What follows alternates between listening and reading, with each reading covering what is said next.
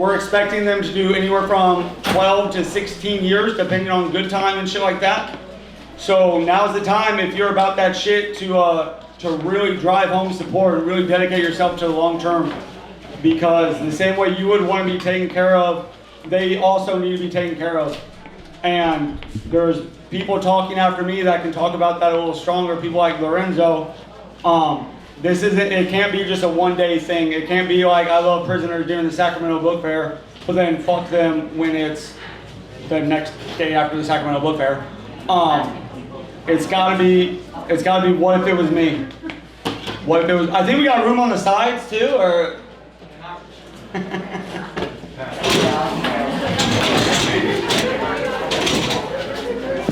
Did I tell you guys how I used to date a clothing designer, but it just wasn't a good fit? There's one here and one there. Trigger warning for violent sexual assault. Trigger warning for deep violence. Trigger warning for like shit's really sad. Trigger warning because this could be any of us at any time. Trigger warning because I'm a bit of a baby. If you find grown men openly weeping to be intolerable, you're probably Josh Fernandez. One joke. I'll get the laugh. Don't get it, you motherfucker. No, I'm talking about Josh making one joke. Oh, I know he did. Those who don't know Josh Fernandez, they're from Sacramento and they're an author. Brilliant author, but yesterday they mocked me for crying about prison. I was there. So if you see Josh while he was getting demolished at Scrabble, please shame him. He's walking around with all the face and head tattoos, skinny, not very many muscles. Give him hell. Like, look here, you bastard. That's not right. Couple more. What's that? You said you were kind of describing yourself. No, I'm buff. I'm super buff. No, it's there. It's a baggy shirt. You know what? I'll try to raise it up. Yeah, raise that volume, bro. For those not in the know, I have very serious trauma, and it usually revolves around not feeling good enough because for so many years I was told, you're a piece of shit and you're not good enough. For so many years I was put in a box, and so when I was told that I was going to be talking in this room, I said no. And it wasn't because my ego is so big, it's because I felt diminished. I felt like my pain wasn't worth people listening to, because this is a fucking box. This box right here is the size of the ADX cages. ADX is a federal supermax prison. It's where El Chapo is. It's where the 20th 9/11 hijacker is. Ted Kaczynski was there. And that's a 24-hour lockdown facility. That means you are never out of a cell. You are never around another person. I didn't touch or talk to or see my wife for 5.5 years. And when I'd go out to recreation, we'd get 1 hour out, if we were lucky, a day. And we would go to a room like this. The guards would handcuff you. There'd be 2 or 3 of them.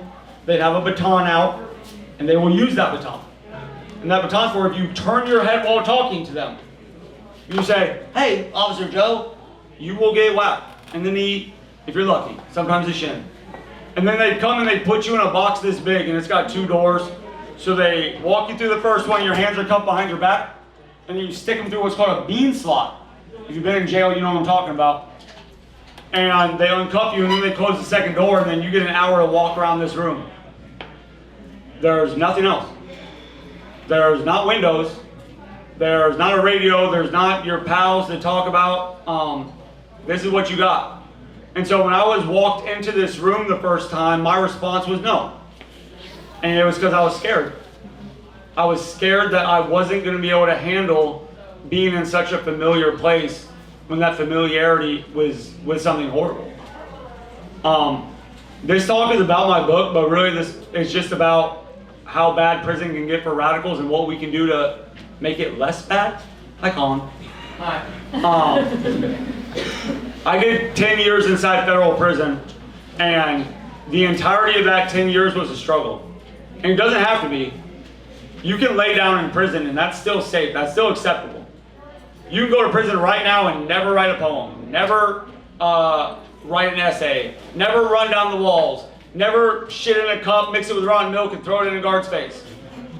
Yeah, you're laughing until that guard fucking kicks your teeth in. because they don't like it.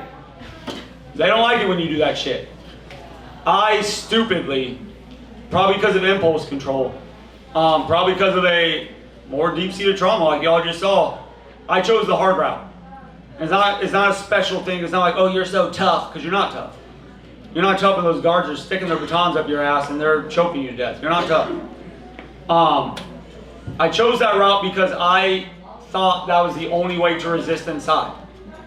I thought if I was going to withhold my ethics, it had to be through violence, because that's what they bring to us. When ICE is dragging these kids out of their homes, I want to drag these pigs out of their comfort zone. When these cops are walking around bashing trans people, I'm going to bash you. You're going to get everything you give to these vulnerable communities, I'm going to give you. And what I didn't realize back then, or what I did realize but I forget, is the phrase fight to win. And that means fight for something that matters and give it your all. There was times where I didn't get a sugar packet and I would throw shit in a cop's face. Because you're not gonna cheat me of one fucking thing, you bitch. Trigger warning, I say the B word sometimes when I'm angry. I don't mean it genderized, but if it does offend you, please raise your hand, I'll really try. But that's how it was. I'm a street kid. I'm from the streets. I grew up in immense poverty. I grew up in a city to where my neighbors were getting their possessions thrown out on the yard. I watched the banks get the cops to trash these neighborhoods. And these are my neighbors, these are my friends. Or at least they could have been my friends if they hadn't got thrown out of the community. And so I know that class war is real. And I know who the enemy is, and that never left me. When the cops killed Michael Brown in Ferguson, I knew who the enemy was. And it wasn't the poor community of Ferguson, it was these fucking pigs that murdered a child. When I walked around Kansas City after that, and I saw my community basically shrug their shoulders. What are you gonna do? He's a black kid, what do you want? He's probably a criminal. And that made me sick. Because back then, we didn't have George Floyd back then. We didn't have like the examples of mass mobilization for a really serious cause. We had isolated riots. And Ferguson was a very centralized local riot, and it was an all-black community. And when I went there and I got shot by the National Guard with their pepper balls, I got gassed by these fucking hoes. God damn it. Trigger warning, I use hoes in a way that's derogatory towards authority. I do not mean to insult sex workers. I support all liberated movements. If it offends you, please raise your hand and I'll punch somebody. Just distract and attack. But I saw the militias there with the National Guard in Ferguson. And the media didn't care. They cared in LA, they cared in Chicago. They didn't give a fuck when it was Ferguson. And I did give a fuck. So I was there as an ally, not as a leader, not as someone dictating how we should riot. It was, what can I do to help you feel safe? And that was violence too sometimes. I have guns. Like, I'm not a fucking punk ass liberal. You're not gonna get me and my family or my comrades. You're not gonna do it. I don't anymore, federal probation officer. But yeah, I take standing as a community very seriously.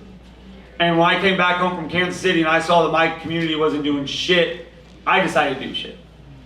And a lot of you have heard all these boring ass stories before, but the goal was to hurt the Ferguson police where it actually hurts, which is their wallet. So what banks are financing these police? Bank of America, US Bank. What do they like most? Exploiting money, getting money from poor people. So we would go after banks. We would take credit cards, put super glue on them, stick them in the ATM and break it. We would go to 12th and Locust, which is, you're from Kansas City, you know that's where the police garage is. All the air of the tires. This happened for about a month. And I started realizing, like, this is not encouraging my community to fight. No one cares.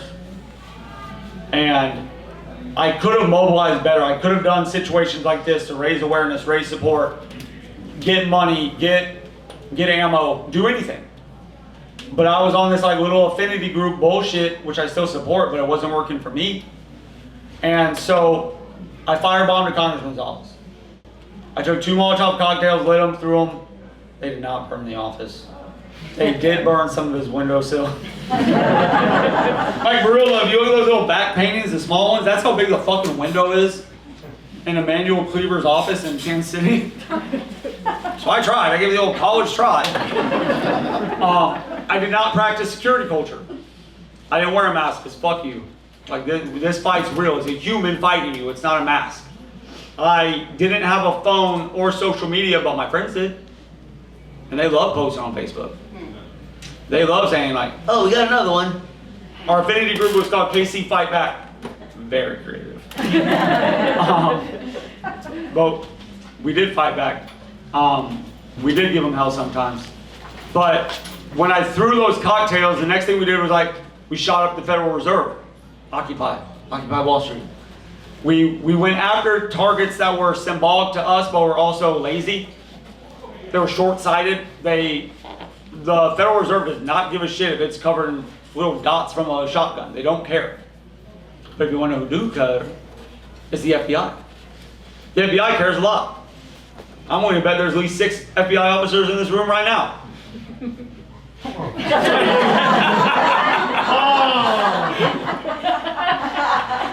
Alright, asshole. You better treat your elders better. Friends, this is called masking. Masking, as I've told other people, is when you put on a facade because it makes you feel safe. Because if you are laughing with me, want to know what you're not doing? You're not coming at me. You're not trying to get me. Eric, can you just clarify that? Matt Hart is one of the best humans and most solid comrades I've ever met in my life. I have literally trusted him with every secret I have. Not the FBI. Just be cooler. There you go. When I went to prison, I didn't understand how serious race politics was because our elders didn't write books about race politics in prison.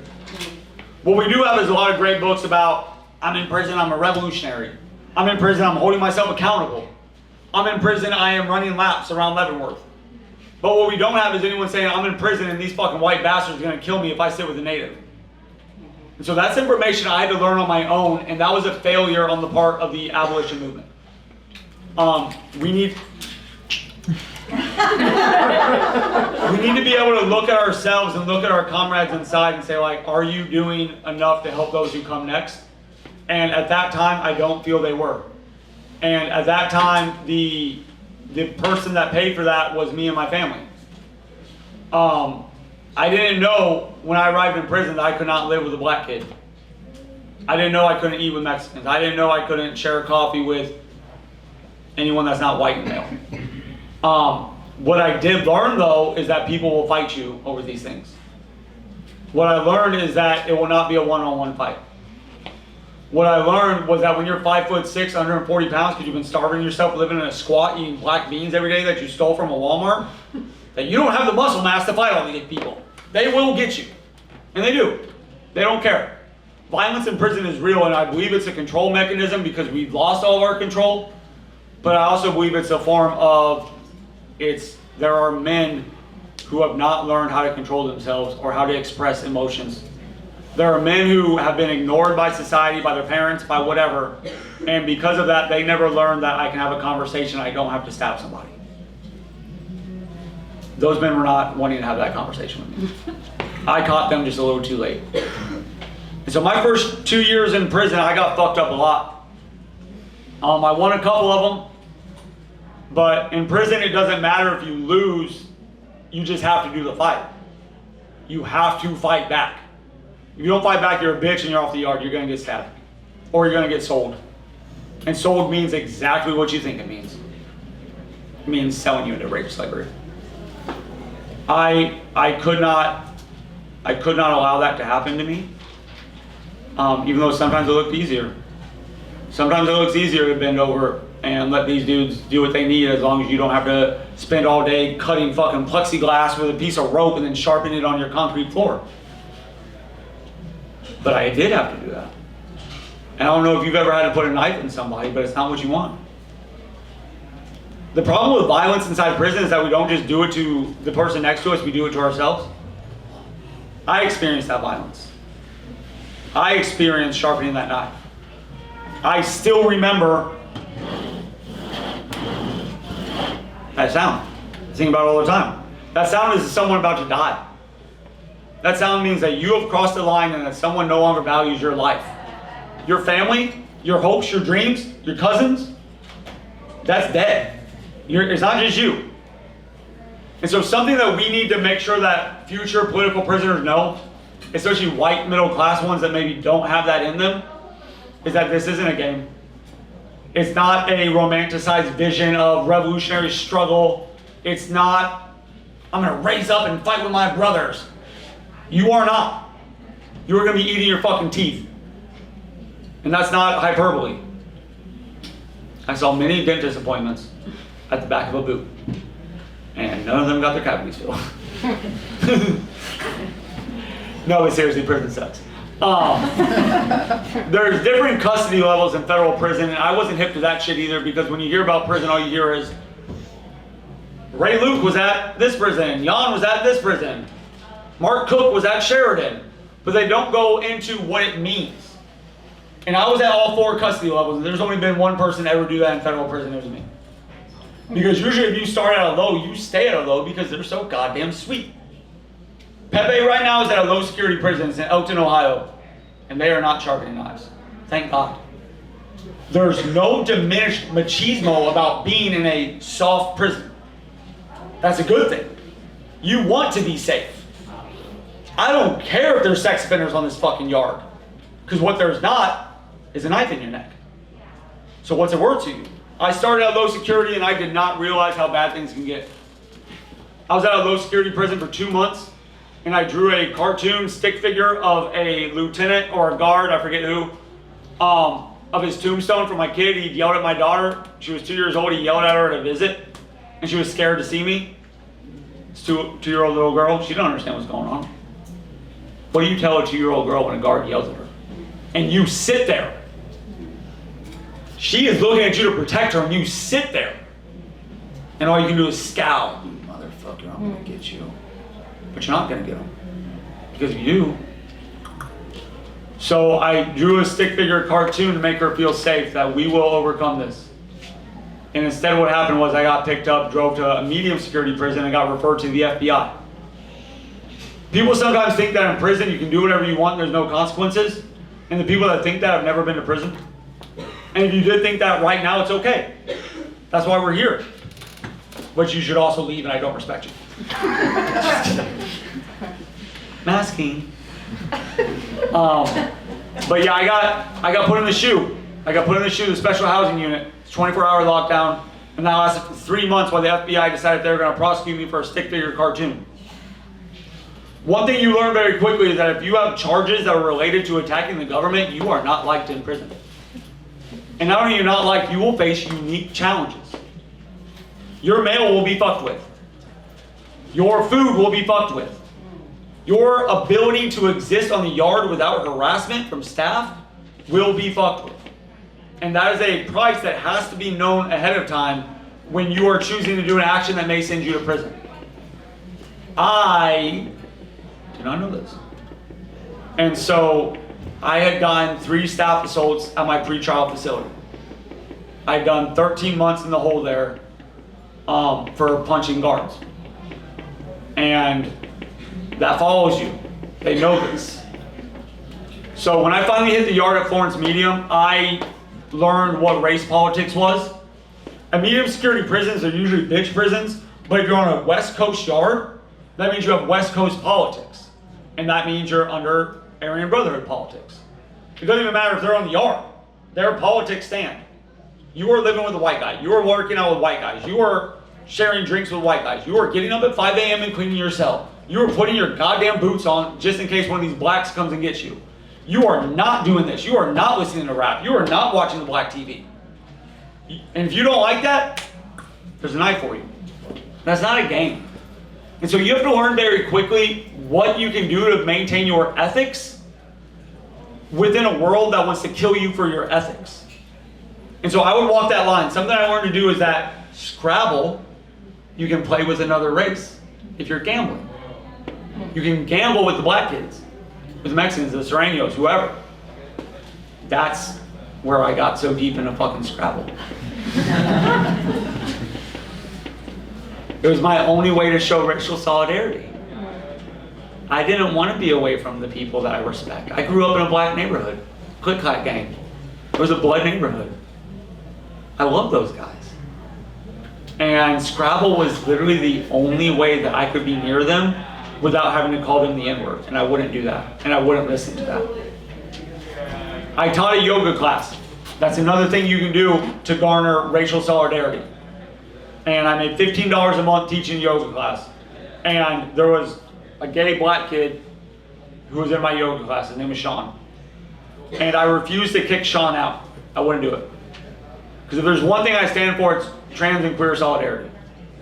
I have a tattoo on my fucking face. I have a tattoo all over my body. I do this. This cockroach right here is a trans ribbon on it, just saying that they can't crush the trans community. You won't get them, you fucking bastards. But so I stood on that shit. And in prison, there's something called standing on it. And that's what you say, like, I'm gonna stand on what I believe in. If you don't like it, come get it. And if you stand on it, you can stay on the yard.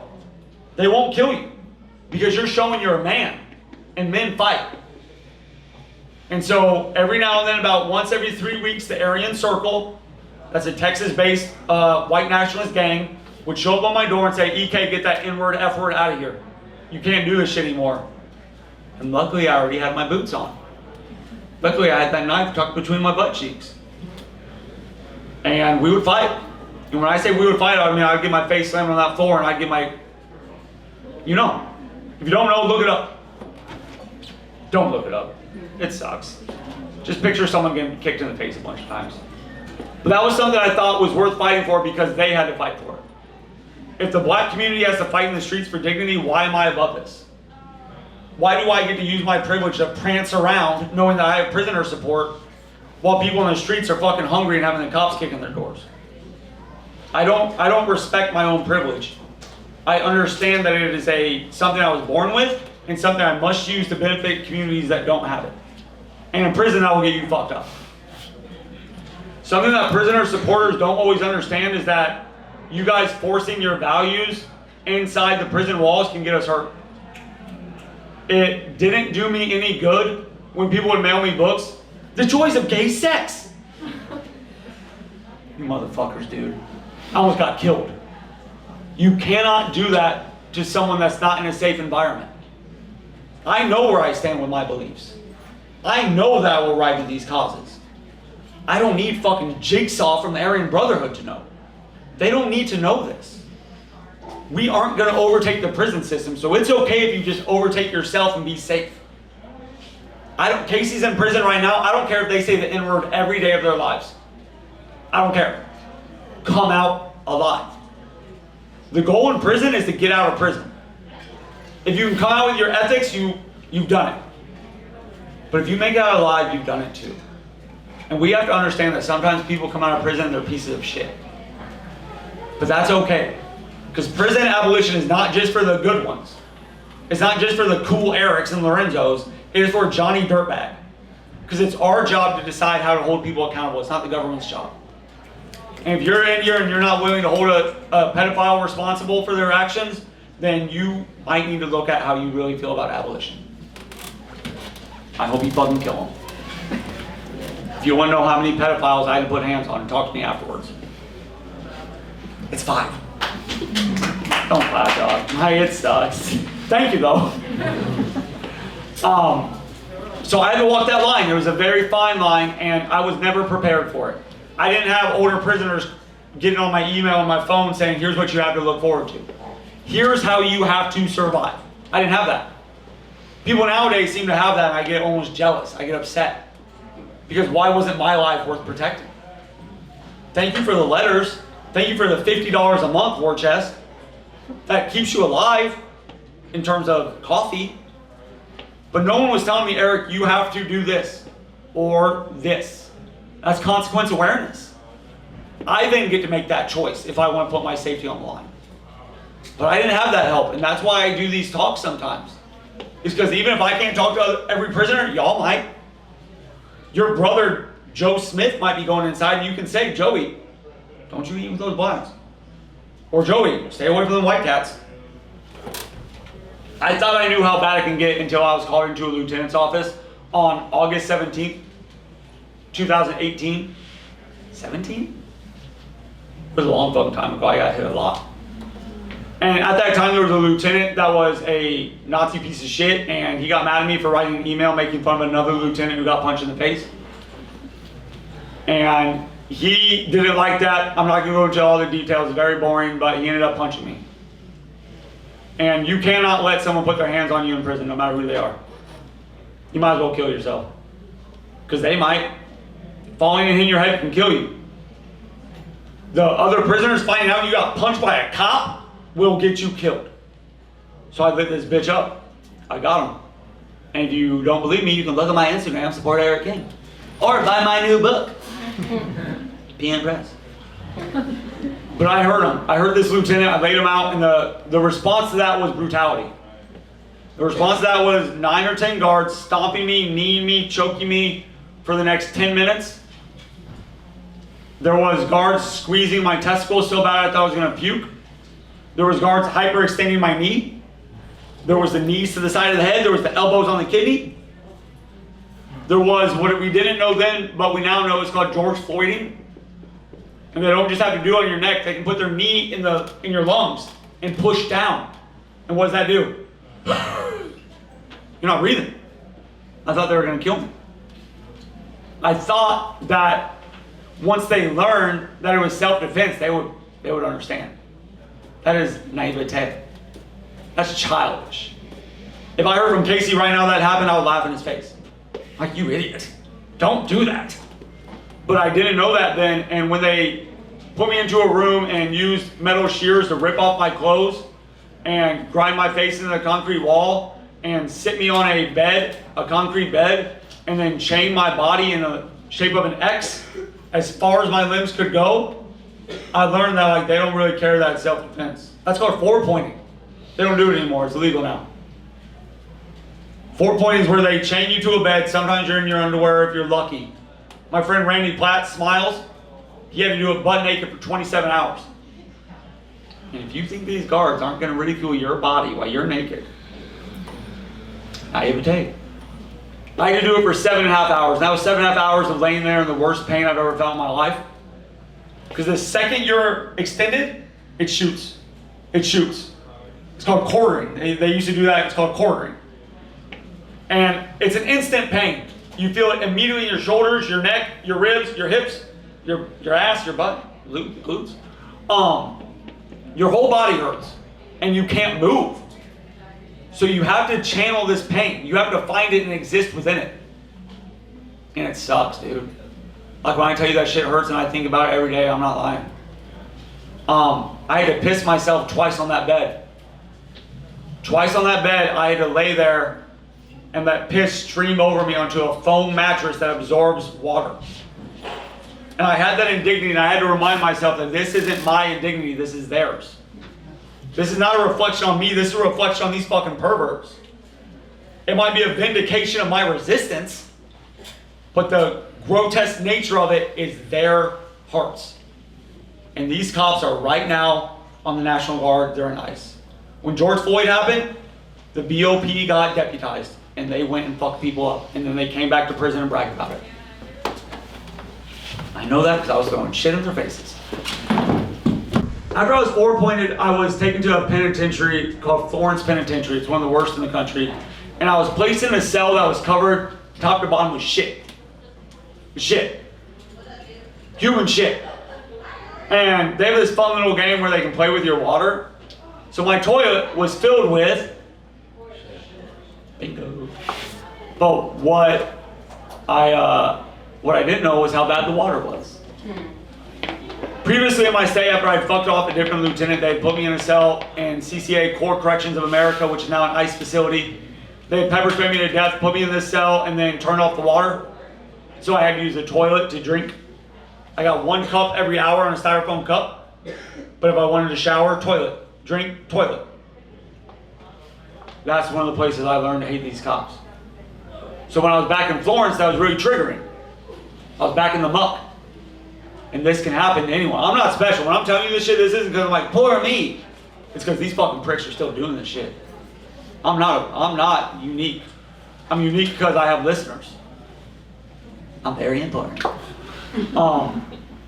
That lasted for 5 days, and that I didn't have a mattress. So it's concrete and a room covered with shit. No towel, no mattress. They gave me a half of one, but like it was like this thick of foam. So it doesn't matter. And my body was bruised head to toe. I could write a whole nother book about what happened between then and ADX. Because it's hard to describe to people who's never been how bad it can get. I only have an hour. I could talk to you dudes for 22 hours. We'd have to take a lot of bathroom breaks. They are sick, and I learned how sick they were over and over and over. And it was a unique experience for me because I thought I was hard. I'm from the streets. I have guns. I have shot at people. I fight the Klan. I fight these Nazis. I fight these pigs. I'm tough, right? I learned that machismo is not in your fist. Like being a man does not come from your fist. It doesn't have to exist at all. But I had things happen that are hard to describe to people. One time I was getting driven? Fucking driven. I graduated from college. One day I was getting driven from FCI-Florence to USP Leavenworth to be held to be prosecuted. And halfway through the drive in the middle of the night, we pulled over an abandoned gas station. And there was 6 guards. There was 2 in a car in front of you, 2 in a car with you, and then 2 in a car behind you. And they all have guns. And they said, "King, get out." And I'm chained, I'm shackled. Waist, feet. You guys know what shackled is. And they said, "King, get out." Nope. "King, you gotta get out of this fucking car right now." And so I get out of the car. We were at an abandoned gas station.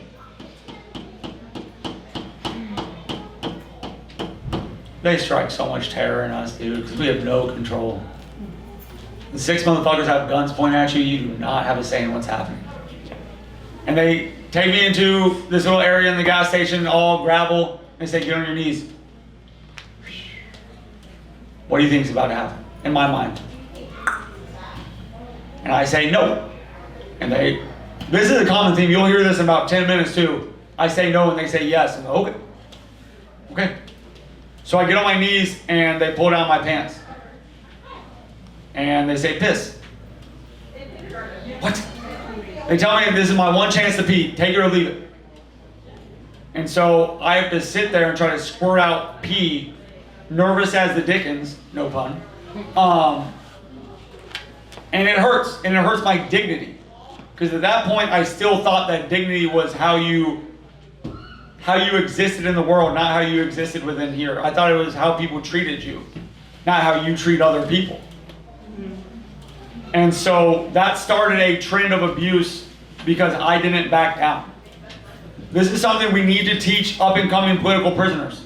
That you need to decide the level of violence that you are willing to have done to you for whatever cause you believe in. What is it worth to you? You might notice I have ants tattooed on my forehead. They're red and purple. It's supposed to be pink and blue, but some tattoo artists suck. I was being held at a prison in Virginia. It's called USP Robert E. Lee. It's penitentiary. If you've never seen a Civil War reenactment, feel free to drive up there and look at the guards. They're covered head to toe in military gear, body cameras, the guns, everything. They're a militia. And they place you sometimes in a cell in the middle of the summer that has no air condition, and you burn. You burn every day of your life. You sit in your underwear and you pour cups of water on yourself, and you just desperately try to fall asleep. Please let sleep get me. But at 5 a.m., that cop's turning on the light and banging on your door. Get up. You have to get out of bed and stand there while they count you. I don't know if you've ever had ants crawling inside your butt cheeks, in your eyes, in your ears, every day for 2 months. Waking up every single day, oh, God damn it! Because there's ants in your fucking nose and you just breathe them in. It is the worst feeling, I thought. It sucks. It sucks every time you go to eat a fucking piece of food, there's ants in it. They're everywhere. You don't get bug spray. They're not gonna come in and be like, oh, I'm gonna caulk your cell to keep up the bugs. It's intentional. And so when I see ants nowadays, I start shaking so bad I could puke. So I got ants tattooed on my face to try to break that trauma. Immersion therapy. Sometimes I regret it. Sometimes I look at these ants and I'm like, you fucking bitches. Like, leave me alone. About 2 months ago, I was walking in my backyard with my daughter and I saw an anthill and I started shaking violently and I stomped it out. I stomped it bad like it was the cops. My daughter is 11. She started weeping. And I looked at her like, are you fucking stupid? But I contained it. You cannot treat a child that way. And I contained it. But she saw the look on my face and I always have that shame where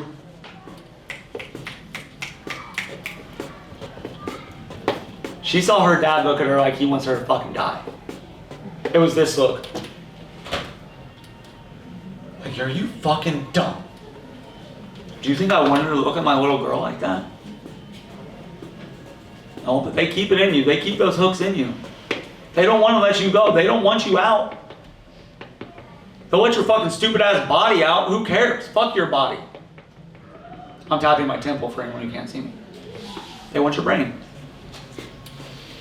After that, I went to a prison, and it was called FCI-Florence, right in Colorado, and it's a pretrial facility. I've been there as a low security prisoner, and now I was back as a pretrial. And I would be there for the next 2.5 years fighting my case because they were offering me 20 for fighting that Lieutenant Wilcox. There was no plea deal. It was take this 20 or go to trial and get 20. I could have asked the judge for mercy. He might have given me lesser time, but I said, no, we're fighting for dignity now. 0.08% of federal cases go to trial. Of that amount, 0.2 win. Because they give basketball numbers and they don't have a high proof to show that you are guilty. And I took it to trial and I had very shitty lawyers. I'm not going to name them. I've already done that. You can read on my blogs or whatever. My lawyers sucked and they reminded me every day that they were not there for me. They were there as a favor. And they are radical lawyers. They are radical lawyers who take on these cases to boost up their own selves. Maybe it supports their ethics, maybe not. I don't give a fuck. But during that time, I was not allowed a single phone call with my wife. They put me on something called a communication management variable. Because I was getting letters from people sending me radical stuff, encouraging me to write radical stuff, and I did it. I wanted to be a part of the revolution still. And that communication management variable means not only do you not get phone calls or visits or emails, but now you're not allowed physical mail. I couldn't get letters for 2.5 years. 2.5 years, I didn't hear another person besides a prisoner. That's where I became close with Smiles, Randy Platt, and that's why I beg people to write him. Because that fat son of a bitch saved my life sometimes. That's a term of endearment. I'm not body shaming. He's not even fat. I don't body shame people. I'm so sorry. I'll stop with body shame.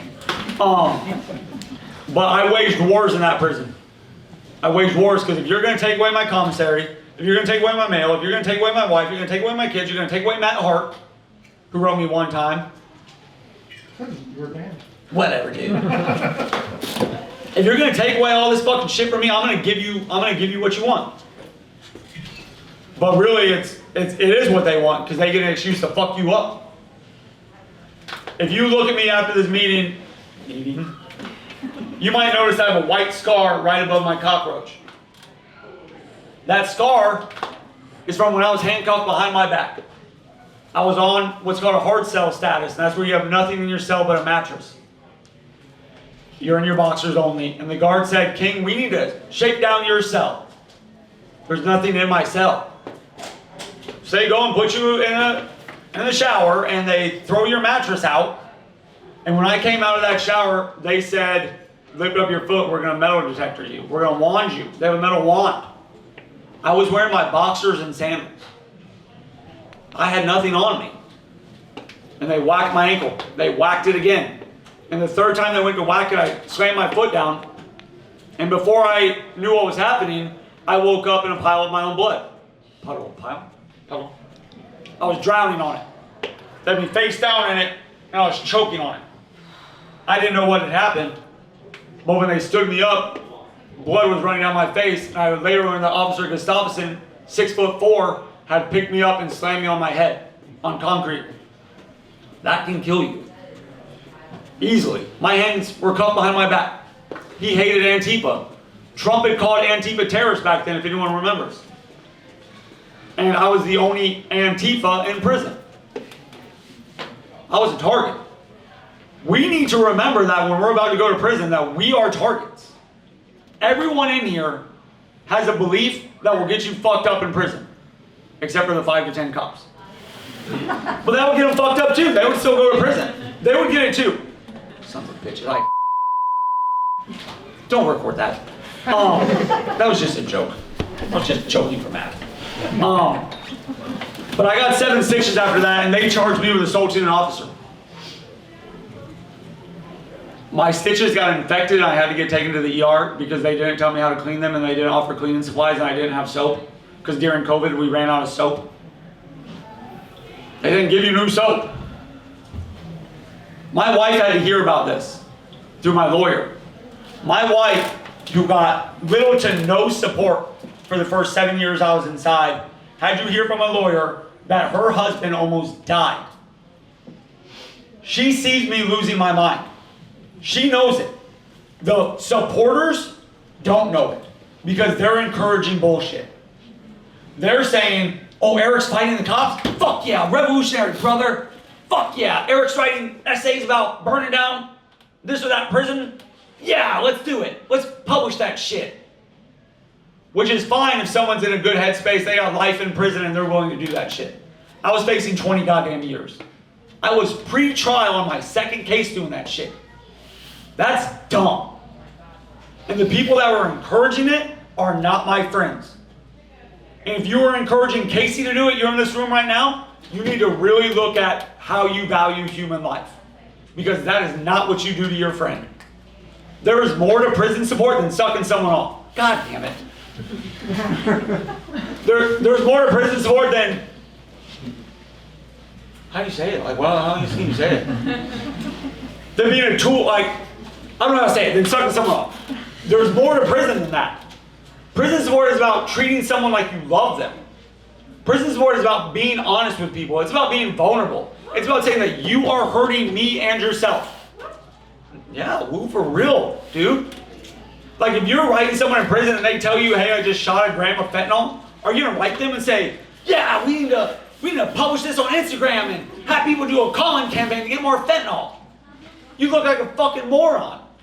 So when someone's saying the same thing about political stuff, you will also look like a fucking moron. We have to be better. The men and women and non-binaries inside, if we're going to support them, we have to owe them enough respect and enough love to hold them accountable. Enough love to say no.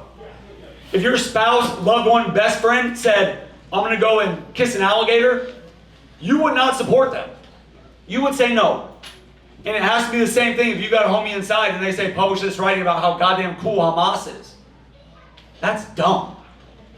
That is asking to get repression. And we cannot allow that to happen and then also in the same breath say, how can they possibly do this to us? Look what they're doing to them. That's us being naive bitches. Like, we have got to be better. We're here. We have resources. We're smart enough to know this stuff if we respect the people inside enough. But if you're not respecting them enough to hold them accountable, then you're idolizing. You're hero worshiping. Or you're trying to lift up your own self via their status. And that's sick. And if you're doing that in here, I'm not shaming you, but you really, really need to look at yourself and say, what do I value? Do I value human life or do I value someone's ego and my own ego? Because there's nothing revolutionary about getting your friend hurt. There's nothing anarchist about it. But I had friends that did it. They didn't care. When I was about to go to trial, they did a noise demo for me. I'm sure lots of people here have done noise demos. If you want to know who doesn't like noise demos, it's goddamn federal prisons. If you want to know what else they don't like, it's when you show up with goddamn road flares, banners that say Free Eric King, and then smash their car windows. Who do you think paid the price for that? It was me. Obviously, it was fucking me.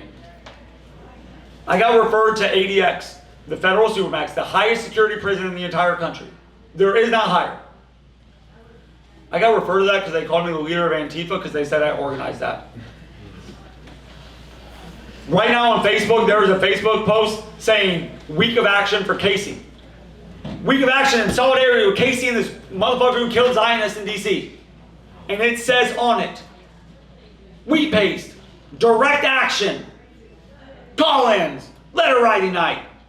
Who is going to pay the goddamn price for that? Casey doesn't know what's coming. If you support posting the word direct action and concourse with someone's name inside, what you were saying is, I hope you get fucked up. That's what you're saying. Because those people did not care about me. I didn't talk to my wife and kids for the last 5.5 years I was inside prison. I didn't see my kids as they grew from the ages of 5 to 10 and then 12 to 16 or 8. Kids, who cares? Fuck kids.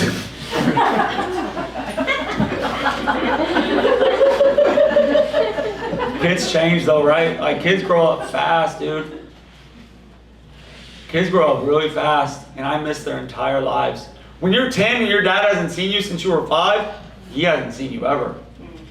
And I had to relearn them, and more importantly, they had to relearn me. When I talk about communications restrictions, I'm not just saying like, oh, I was sad because I didn't get to talk to people. I'm saying I was cut off and I didn't get to love my family. You know how hard it is to maintain a relationship with your family when you don't get to fucking talk to them?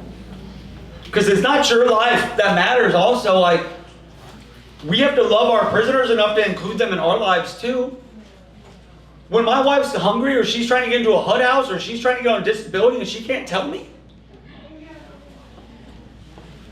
who does she have? Not prison supporters. Casey's blessed, dog. Like, some people are blessed and they deserve it, but so does everyone else. That hurt me really bad, and I still haven't really shooken it. I won a trial though. I gotta look these white motherfucking jurors in the face and say like, I deserve to punch a lieutenant. I gotta tell them, you guys see how good I am at talking. I gotta tell them they had it coming. And they believed me. And I thought because I won at trial that they were gonna drop my security level. They were gonna be cool. Like, oh, he's not guilty, he's fucking. Naive bitch, dude. I was a fucking clown. After all that torture, I still believed it. What instead they did, they took me back to Ant City USB Lee. Trigger warning. At USB Lee, they still hated Antifa. And now they knew that I was going to ADX. So I had status. ADX in prison is a big deal. There's only 300 people in that prison. There's been less than 3,000 since it opened. There's more in Pelican Bay right now. Free the men in Pelican Bay, dude. Yeah, fuck yeah. Get them out. Go get the tanks, get them out. Those guards one time accused me of having a rope in my cell. They searched my cell and said they found a rope. You all already know there was no rope. And they took me into a holding cell and told me to strip.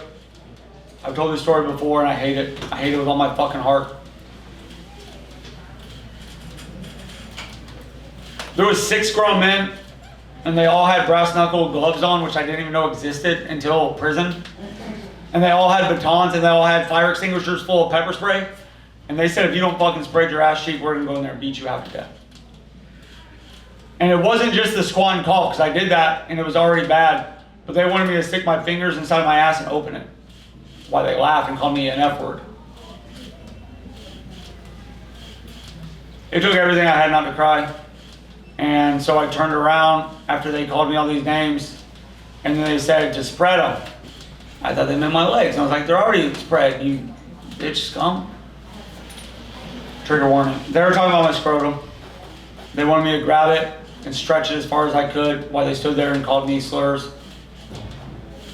I hate them. I hate them so much, dude. After that, they told me to pull it. There's a long version of the story. We don't have enough time. Buy my book. They told me to pull it, and I didn't know what they meant, but I was about to start crying. I was begging myself not to cry. I was begging myself, don't give these dudes your tears. They wanted me to pull my penis as far as I could. I said, no. No, you've done enough, you fucking pieces of shit. And they went to unlock the door. Remember the scar on my head? Remember how scared my wife was? How the fuck was I gonna tell her that I just won at trial and they got killed? I mean, I wouldn't tell her, someone would tell her. Can you imagine her getting that phone call after I just survived and won, and then she gets a phone call saying your bitch ass husband died because he wouldn't pull his dick? There's no honor in that. You guys gonna march and say revolution? No one's gonna do that shit. So I did it. I did it. Pulled it as far as I could go.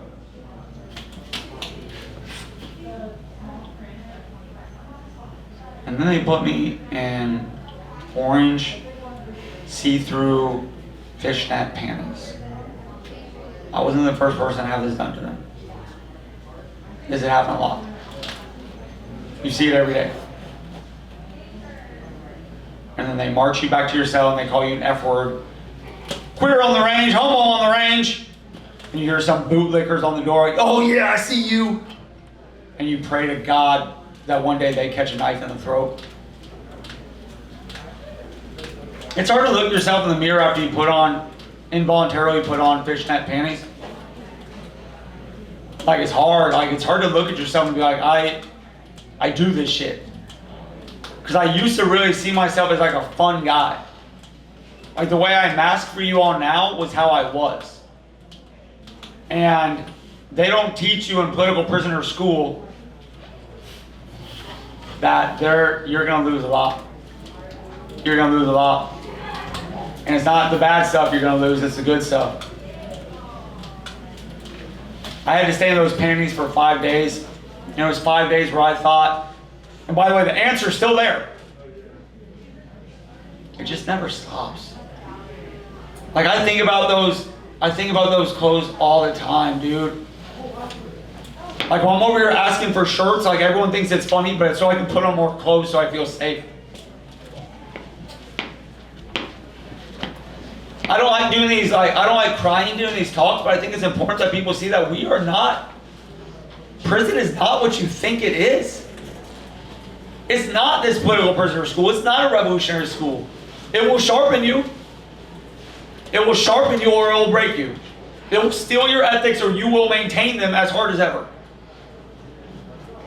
But when you scream and cry because your kid leaves a cup of coffee on your kitchen counter, you'll know that you did not win this fight the way you think you did. So I cry in front of people because I want them to see that what I wasn't taught, I want y'all to be taught. That it can get so fucking bad, dude. I've told the story 50 times, I still cry. Because I still picture these goddamn shirts. I still picture these goddamn ants. I still picture my little girl looking at me at visit and saying, why is your hair so long? She knew me when I had a buzzed hair. I used to have my head shaved. She'd never seen me with long hair. It was almost down to my ass. And she looks at you and says, why is your hair so long? Because they don't have clippers to cut it.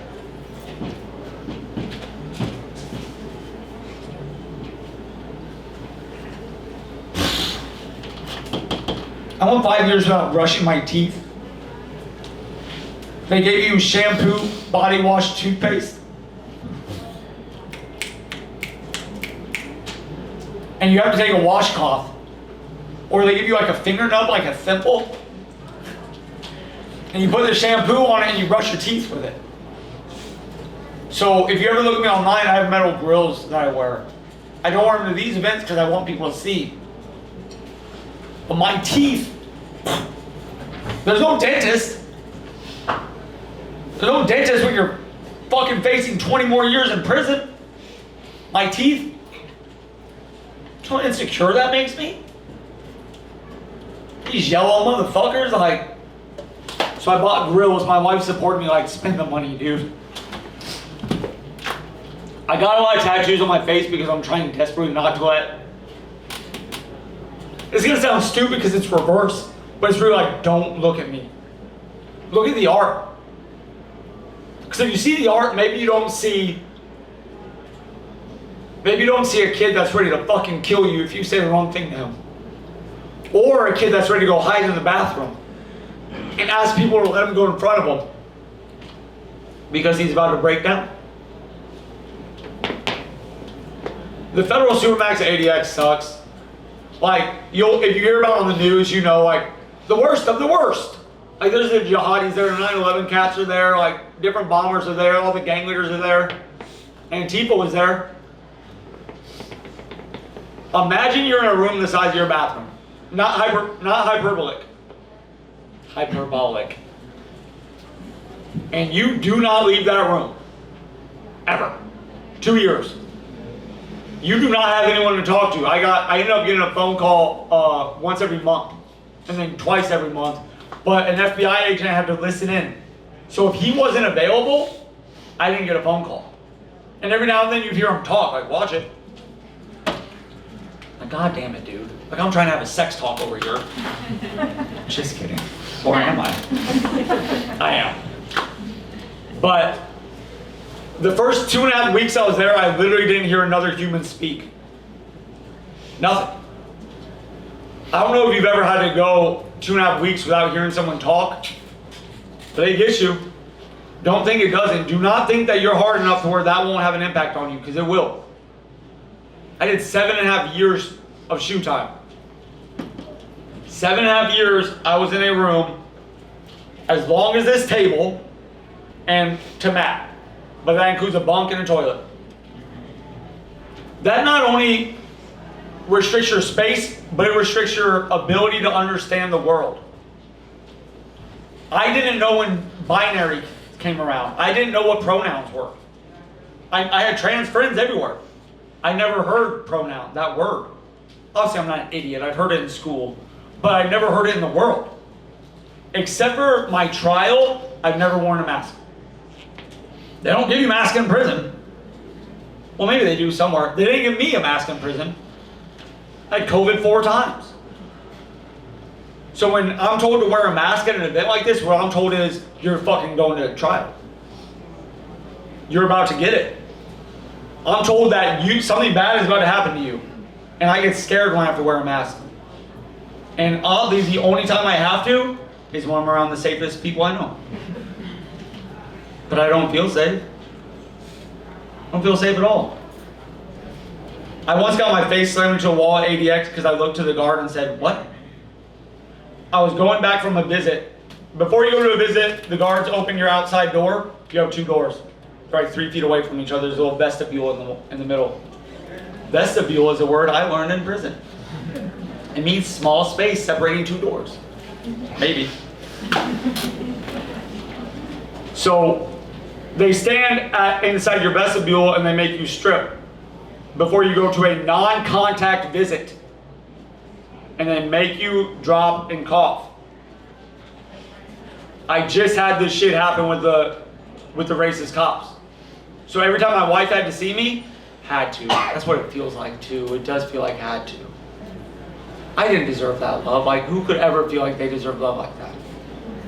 Do you think I ever felt like I deserved to have my wife drive 2.5 hours to sit and talk to me for 2 hours and then drive 2.5 back? I still don't feel like I deserve it. Every now and then I'll apologize to her. I'll just be like, baby, I'm so sorry. Like, I'm so sorry, dude. Like, I shouldn't have sent that email. Like, maybe if I hadn't sent that email, I hadn't fucked up that guard, I hadn't got tortured, I hadn't got sexually assaulted, I hadn't been locked away from you for 5.5 fucking years, maybe our kids would still recognize me. Maybe you wouldn't have. She got in a car wreck, visited me once, and now she's on disability. You sit and live with that guilt. That doesn't go away. MDMR therapy, EMDR.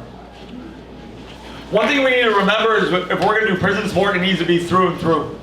It can't be at the start and it can't be at the end. It has to be front, middle, and after. The aftercare cannot be an afterthought. When I got out, I finally had goddamn real support by then. People that actually loved me as me, Eric. Not political prisoner 270-90045. Not Antifa. Eric King, a human. Eric King was a flawed human and loves the Kansas City Chiefs because he's a piece of shit. That Eric. And when I finally had that and I was released, I was shown love that I didn't know was there. People did a fundraiser for me. Matt gave me money. Well, not Matt specifically, he probably didn't give shit. But the ABCF, Yes. they gave me money. Because if you're fresh out of prison, you don't have a job. So my wife was able to buy me a phone. This is the first iPhone I've ever used, or smartphone. I've had it since the day I got out. It's broken, it's all cracked up. My daughter had to teach me how to do QR codes. So if you were out here selling something, I came up to you and said, do I take a picture? Because shit's sometimes different. I'm not being funny out there, I'm feeling like a dumb piece of shit. If you QR code shame me, you're mean. But I had to learn that stuff, and I learned it because I had people that were patient with me. People that understood that I am going to make mistakes. I am going to say the wrong things. I am going to make people upset. I am going to be short. And temper. I'm average height. Maybe. For a high schooler. But it took me a long time to deal with real deep trauma. When I talk about my kids having the cuffs on the stand, that's because inside prison, if your cell's not clean, you might get your fucking teeth hit. Like, you might get fucked up. Your cell, if you're white especially, or Sereno, your cell will be clean every day. You will not be a Viking. So when my kids leave their cups on the counter, what I see is someone's gonna hurt us. We're in danger. Like, I cannot be an irresponsible enough parent to let you leave this cup out here when someone might come in these doors and put hands on you. That's stupid as shit. That's trauma. That's deep trauma. I have therapy. I go see a psychiatrist. Is that the one that gives medicine? Mm-hmm. So I'm on Wellbutrin, Lamictal, Adderall, and then microdose shrooms. If they're legal in Denver. I have to take all 4 of those to be the Eric that I am now, which is still, it's so shaky. I saw Matt and my other friend talking outside yesterday, and I thought for sure they were wanting to fuck me up. I thought they were so mad at me they couldn't even stand to be around me because they walked away casually. When I talk about this room making me feel insecure, that's what I'm talking about. Why do you want to hide me? Why do you want to put me back in a cell? Why don't I deserve to be heard? For all those years, I wasn't allowed to talk. None of y'all heard my voice. When I get allowed to go to LA and someone wants to hear me talk, I thank you. Thank you for loving me. When Sacramento brings me out here, before they put me in the dungeon, when I say I love those motherfuckers because they made me feel human, I'm not being hyperbolic either. I said that one, hyperbolic. That's because I don't get to feel safe. I don't get to feel safe, and that's a prison thing. And when people get out of prison, we need to remember that they may have very unique, specific trauma. Not everyone's gonna have the same thing as me. One of my dearest, most beloved friends, Nicole, they will have a very different, unique experience in trauma.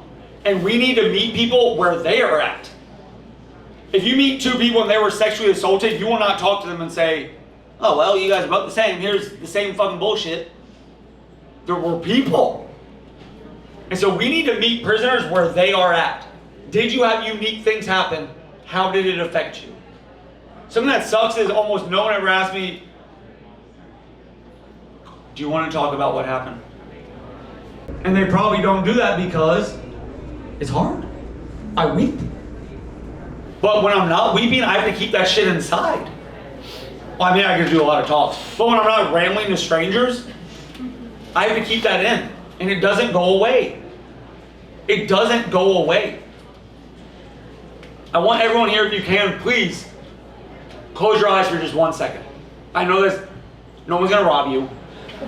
So I'm just looking around, and I want you to imagine, picture something that you hold sacred, a deity, a god, an animal, a best friend, and this person or thing comes to you and says, right now, I will give you the chance. You have to do nothing that will hurt you, nothing that will cost you money. It will take 5 minutes of your life, but it could change and save someone's life. Literally. Would you do it? Think about it. Right now, if you have the opportunity and someone said, I will make someone's life 100% better, and all you have to do is give me 5 minutes. You can open your eyes. Would you do it? Raise your hand. Would you do it? Let me see. That's what fucking prisoner support is, dog. 5 minutes of your time. We don't need to do the I don't know what to write. We don't need to do the I'll do it later. Because there might not be a later.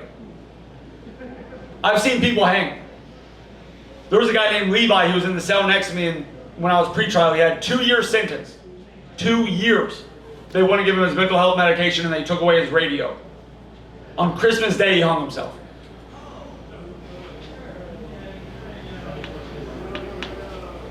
I think about Levi all the time, because it would have taken just a little kindness, and it could have saved this kid's life. 2.5 years is all he had. No one wrote him. No one gave him a radio. No one bought him coffee. I heard the thud when they cut him down. He hung himself from the shower, the sprinkler system. I heard it. And then I heard the guards call him a Turkish pinata. What does that mean? Who knows? It's brutal. I heard him mock Levi, who had just died. He was 20.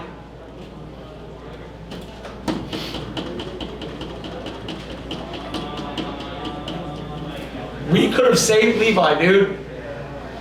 Anyone in here is capable of great kindness and love. Everyone.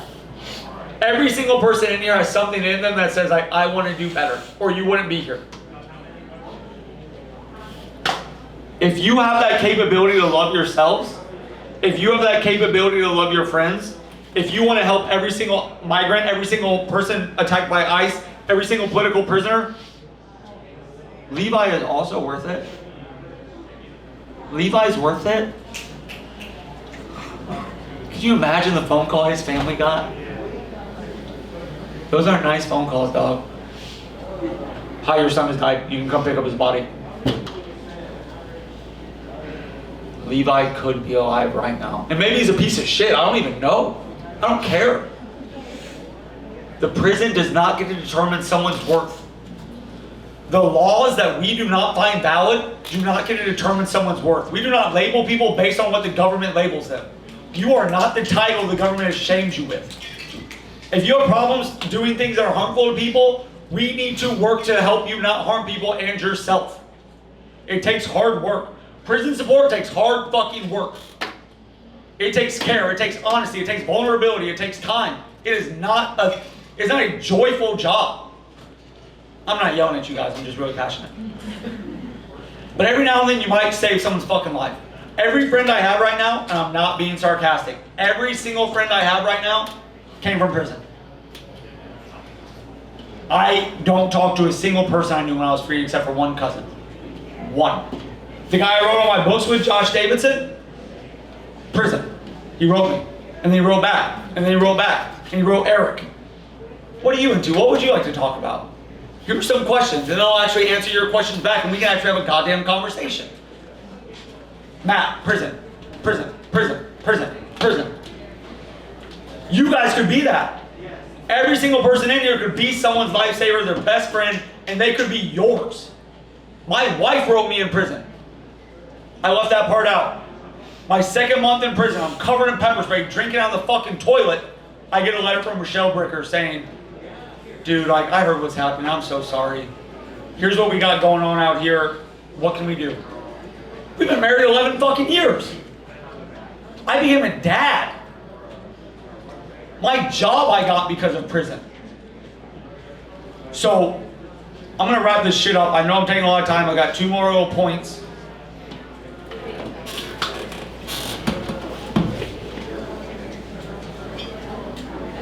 There is a chance that there is someone inside now that is 1 day away from Leviing. one day away. There is a chance that someone you know is in prison and they are about to make a decision that will fucking ruin their life. There is a chance that someone you know in prison is about to give in to those institutionalization urges. I'm gonna stab someone. I'm gonna rape someone. I'm gonna start doing heroin. The people that do that are almost always because they do not see the outside world. They don't see themselves within it. It is on us to take people like Casey and love them. Not to idolize them. Not to lift them up on this magisterial pedestal that they can do no wrong and we must worship them and we must put everything in the world to them. We don't have gods. No gods, no masters isn't a joke. And that includes the people inside. We have to love them enough to treat them like humans. Picture your grandpa's in prison, or your grandma. Picture the person you love most. This isn't the genie this time, this is your best friend, this is your partner, this is your co-defendant, this is your whatever. Picture them alone with ants on them, getting chewed up. Picture that they don't get a single letter for years. Picture the one that you love the most, not only heartbroken, not only alone, but also physically deteriorating. Eating the worst food you can imagine. I have eaten food with pubic hair in it probably 100 times. If you've never seen a loogie on a vegan patty, it is disgusting. They're getting that. Maybe. They could. Now picture, how would you want them to be treated by the people that you know? How would you want the person you love most to be treated by others? That is the love that we have to give those inside. It is on us. No one else is gonna do it. The government's not gonna care about these motherfuckers. The fucking liberal bitches, they're not gonna do it. Oh, we need to make sure violent criminals are out. Every single goddamn person in prison is a violent criminal. If your violence is existing against capitalism, we are all violent criminals in waiting. Everyone in here could easily be a target of government repression today. How would you want yourself or your loved one to be treated? Now take that feeling and put it into your life and then give it out to the world. We have that capability, and I believe in every single one of you. Please pre-buy my book on being impressed. It's pre-sale right now. But seriously, thank you for giving me this time. I feel loved. I feel supported. I don't deserve it. But if I could give every one of you a hug, I would. Don't fucking touch me unless I ask you to. But thank you so much, and please support prisoners, okay? Thank you.